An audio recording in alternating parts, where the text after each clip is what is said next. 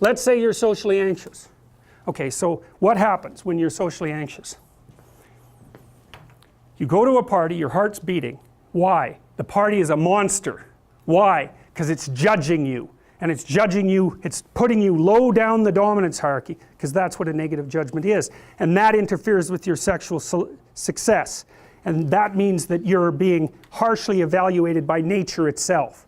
Right? So you are confronting the dragon of chaos when you go into the social situation. And so what do? You're like this, right? You hunch over, and that's low dominance. I'm no threat. It's like, well, that's not going to get you very far. You know, but that's a logical thing to do in the face of a tyrant. So I'm no threat. You know, you look at the king and you're dead. I'm no threat. I'm hunched over. And then what's happening internally? What are people thinking about me? What are people thinking about me? Am I looking stupid? Am I looking foolish? Geez, I'm awkward. I hate being here. Man, I'm sweating too much. It's all internalized, right? It's all self-focused. The eye isn't working. What do you tell people? Don't stop thinking about yourself, because you can't. It's like, don't think of a white elephant. White elephant, white elephant, white elephant. You can't tell someone to stop thinking about something because they get caught in a loop. What you do with socially anxious people is you say, look at other people.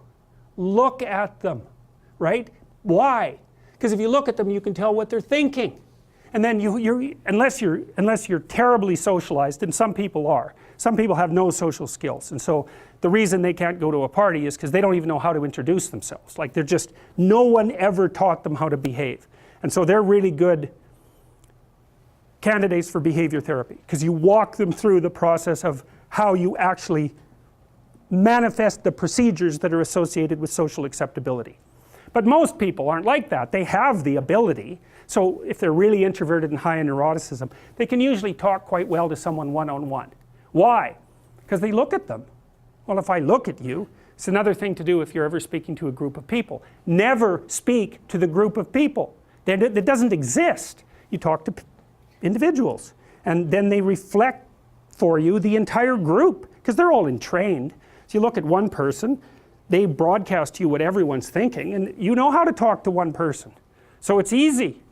So as soon as you focus on the person, not you, you push your attention outward, use your eye, you push your attention outward, and you start watching. Well, then all your automatic mechanisms kick in, and you stop being awkward. Because if we're talking and I'm looking here, I don't know what you're going to do next, and I'm going to put disjunctions into they're like bad chords in the melody of our conversation. And the reason is I'm not paying attention. So that's why the eye is the thing at the top of the pyramid. It's like the thing that enables you to win the set of all possible dominance hierarchies is the eye. Pay attention. Pay attention. That's the critical issue. That's why the Egyptians worshipped Horus.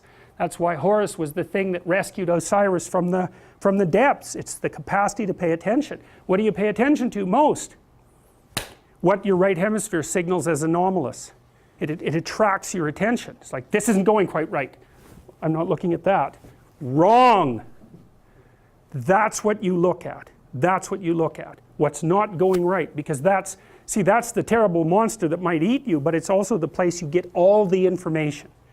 So that's why it's useful to have discussions with your enemies, because they will tell you things you do not know. And that's such a great thing, because if you don't know them, well, you're not very smart, are you? You know, there may be a time when you go somewhere that's the thing you need to know. And maybe your enemy will tell you why you're such a fool, you know, and a bunch of other things that aren't true too. But even one thing that's accurate, it's like, yeah, thanks very much, man, maybe I'll do some work on that, and I won't have to carry that forward. So, and then that's part of the reason, again, why the terrible predator, it's always the terrible predator that has the gold. It's like, it's the person who delivers the message you do not want to hear. So it's rough, but it doesn't matter. Life is rough.